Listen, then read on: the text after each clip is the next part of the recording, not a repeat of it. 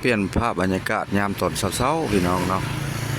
อัปเดตเส้นทางจากตัวเมืองตะแคว่าสิเป็นสภาพในใดเนาะฝนตกบ่หรือบ่ตกอัปเดตเส้นทางตะลัก3สิอัปเส้นทางไปฮอดที่ว่าทางที่ว่าเพิ่นปัวแปลงใหม่ทางมาจากสายทางเลข12จากเวียดนามมาหานี่ให้มาเบิ่งนำกันเนาะติดตามชมเบิ่งยาวๆพี่น้องไปกันเลยอัปเดตเส้นทางระหว่างยามเช้านี่สิมีรถติดหรือว่าเป็นใดเนาะ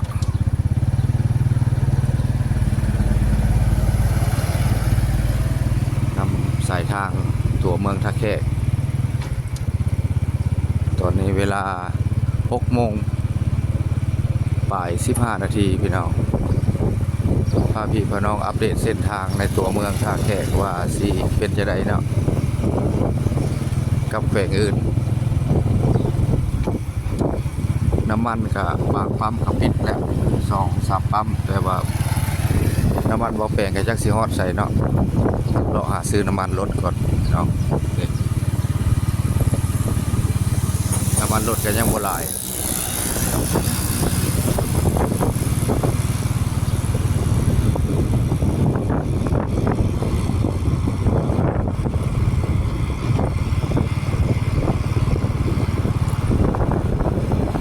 มุ่งหน้าเข้าไปทางวงเวียนหลัก2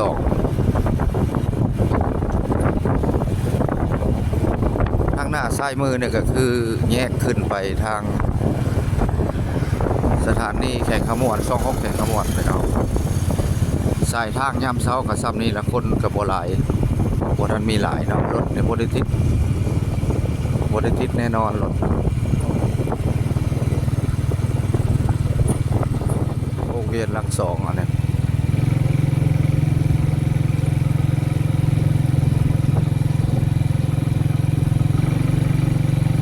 อันนี้คือค่ายหลัก2เนาะเพิ่นกำลังแบ่งทางเริ่มขยายออก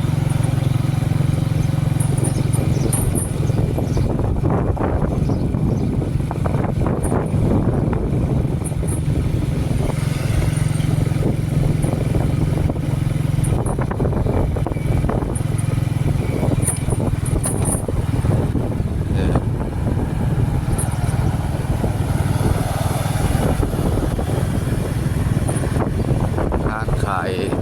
รถไถหลัก2มีห้างขายรถไถเนาะห้างนวดจีนบ่ห้างนวดห้องนวดจีนบ่ห้างเนาะถือว่าสำหรับไผปวดเมื่อยก็มานวดเนาะมานวดมาคัดยาจีนบ่ห้างอันนี้คือค่อยหลัก2พี่น้องก็คือบ่อนเพิ่นขายรถไถหรือว่าพานปุ๋ยเนาะ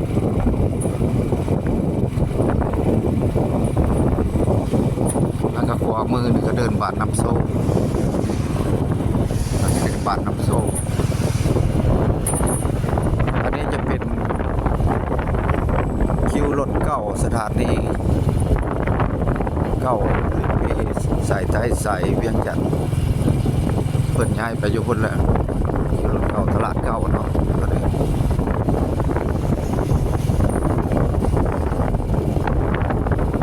วันหลัก4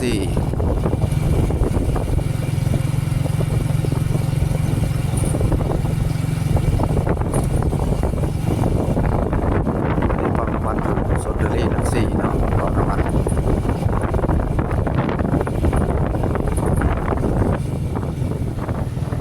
หนทางเพิ่นเอาดินแดงมาถมถึงไงก้ม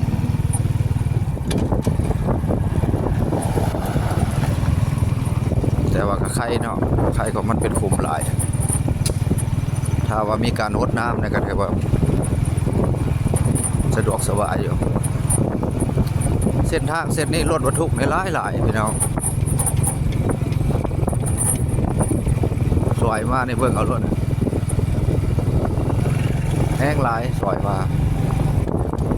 เพราะว่าเป็นหนทางสายเลือดใหญ่ของส่งสินค้าไปเวียดนามก็หรือว่าไปหลายพอดครับของเส้นโซเส้นเดียวนี่แล้วมันก็เลยหลาย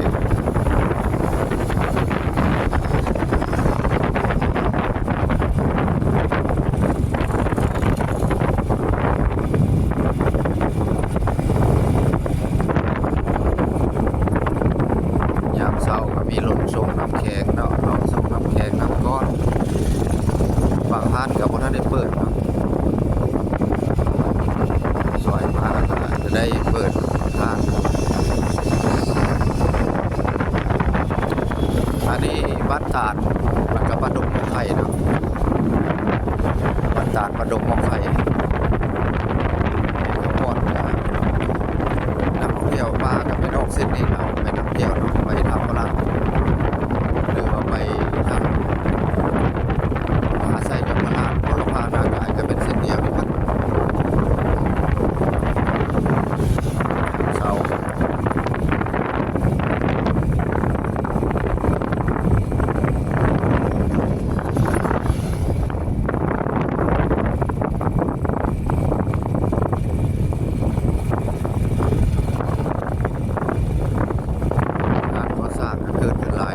หานกระเบื้องบ่หรือว่าหานน้อยแปลงรถเป็นส่วนหลายก็เห็นแต่หานเวียดหลายเวียดนามน้อยแปลงรถคนลาวนี่คือว่าน้อยลงก็บ่อยากมีแล้วก็บ่อยากเห็นนำส่วนมากครับเป็นไอ้น้องเวียดมันเป็นผู้มาทางร้านซ่อมแปลงครับคนอาหารคนลาวก็มาสู้แปลงบ่ได้แปลงหลายยากๆเนาะ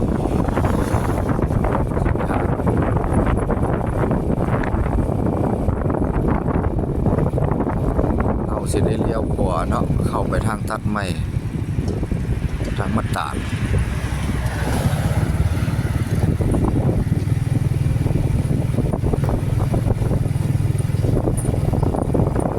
อันนี้ทางเข้ามัดตาดเนาะเราได้อัปเดตถ้าใครแล้วเส้นทางใหม่อัปเดตให้เบิ่งนะว่าสิสภาพบ้านเมืองสิเป็นยังไงเนาะสภาพทางซอยบ้าน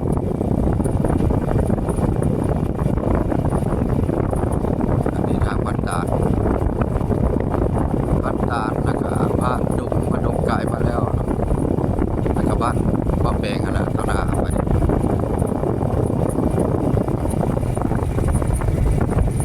กองก็แต่ก่อนมีการสั้นครับกองไว้นี่อันนี้มันตกแล้วเลยการสั้นก็ยังได้มีปัญหายังบ่มีงบเนาะซื้อเอากอง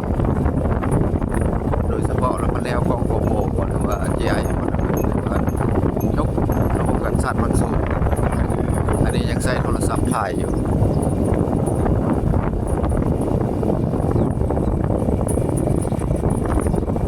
อ่านน้อยเกิดขึ้นหลายนะอ่าน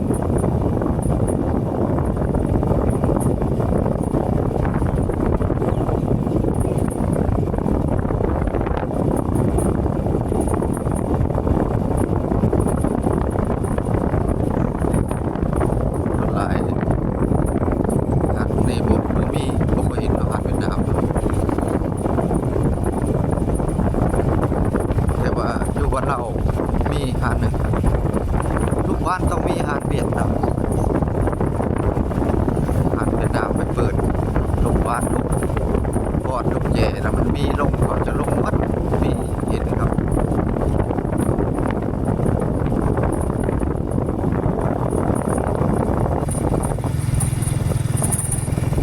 เส้นทางดีแล้วครับเพิ่นว่าสิลงอีกสั้นที่2ที่3เลยบ่ได้ลงเลยเนาะอยากยันแล้วแต่สั้นนี่แหละบางจุดก็มีแล้วมันบางโพด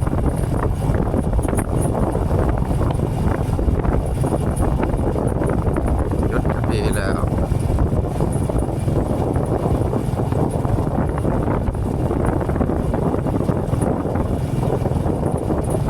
ตัวนี้เป็นโรงเรียนม.ส.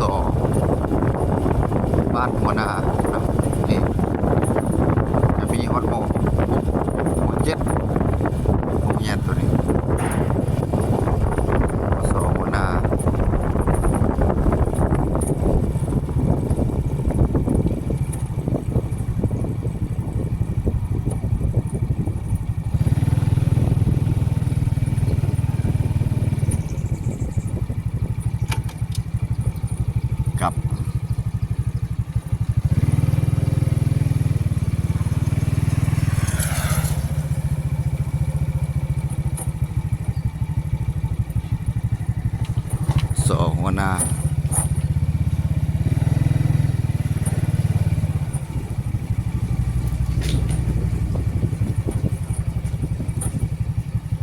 อว่าเกตมันลุกละ เมื่อแล้ว เมื่อละเมื่อไส เมื่อวานเขา คือว่าเซตหาค่อยจะคืนเนี่ยว่าให้ค่อยมาแว่ เสร็จแล้วผมก็นอน นั่นแหละ แต่ที่โง่ เอารถใหญ่มาอย่าดอกเซตหาค่อยลงมาหาเรามาแว่ค่อยในเด้อว่ะโอ้การมากับมาแว่เมื่อแต่เช้าแล้วก็อย่ากลับว่ะ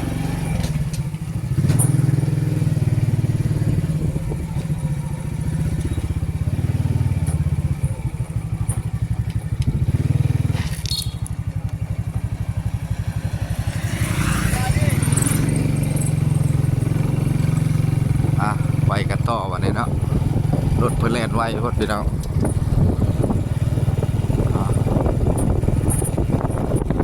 อันนี้แหละบรรยากาศยามเช้าอันนี้ก็คือบ้านตาดบ้านหัวหน้าสภาพก็เป็นอันนี้นะเนาะเพราะว่ายามเช้าวันนั้นได้เปิดหาดปักยุดก็ได้เนาะร้านขายอ้อยร้านปั่นอ้อยในกันหลายพี่น้อง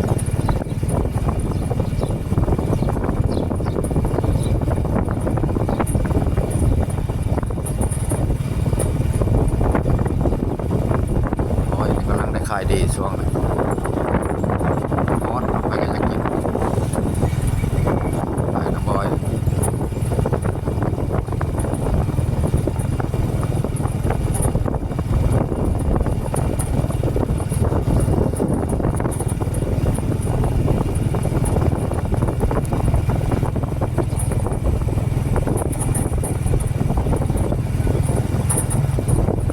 ไปฮอดข้างหน้าก็ได้วิดีโอนี้ก็สิได้ขอหยุดพักไว้เพียงสับนี้คลิปหน้าคลิปในจะพบเผากันใหม่เนาะอันนี้บ้านเล่าหัวบ้านเป่าแปลงเนาะก็มีลักสถานีของเครือข่ายของราคาลักเก้าใส่นำกันเลย2ลักเนาะร้านขายเครื่องกับร้านเวียดสิได้ปิดคลิปอยู่เพียงร้านหน้าเลยเนาะได้อัปเดตนานๆแล้วเป็นปีแล้วเนาะถ้าใครหนทางแล้วใคร FC บางท่านก็จะเห็นว่าเป็นยังไงเนาะ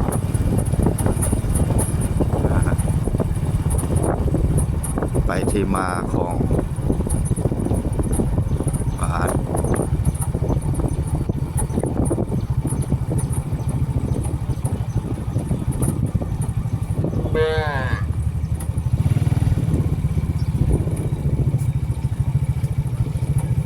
กินกาแฟก่อน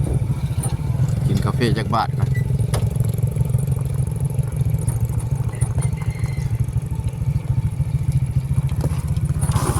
โอ้อันตรายอันตราย